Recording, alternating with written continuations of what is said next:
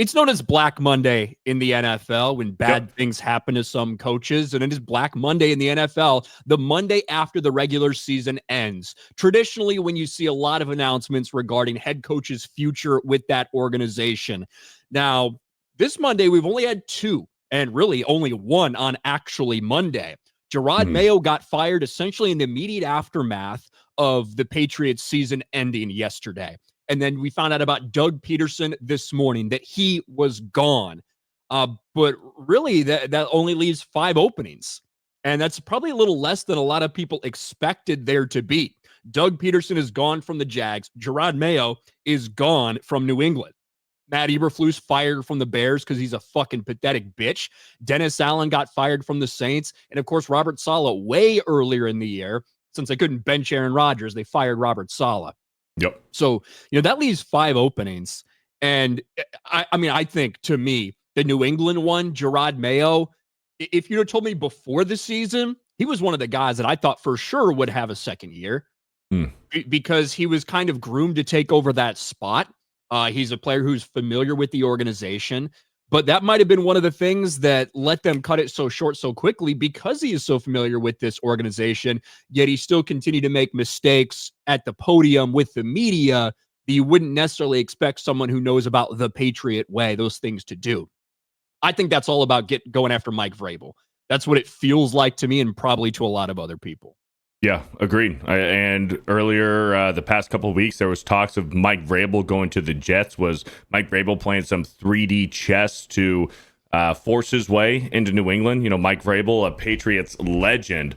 He had a good tenure with Tennessee. He was unfortunately, I think, prematurely forced out of Tennessee, and he was eyeing that Patriots job. And for the Patriots' struggles this year, there were talks of whether Jerod Mayo was going to stick around for a second season, and I think that Robert Kraft felt forced. His hand was forced. Do we continue with Jerod Mayo and the several question marks and maybe some blunders that he's had with the media, or do we go with a proven head coach in Mike Vrabel who knows the Patriot way? Yeah, who also has a lot of experience with the organization. Now, we could talk about those things and how experienced Mike Vrabel is and stuff like that he's highly sought after. Or you could pull the Stephen A. Smith race card because that's what he does. That's what he's always done. That's what ESPN does. Stephen A. Smith wants Black Monday in the NFL to be called White Monday because everything is about race. Listen to what he says on ESPN talking about Jerod Mayo and some of these other moves that happened. That's what this is about. This is about Mike Vrabel. That's who they wanted. No question about it. And he's a more seasoned, more experienced coach. I don't like this. They call it Black Friday Black Monday rather for a reason.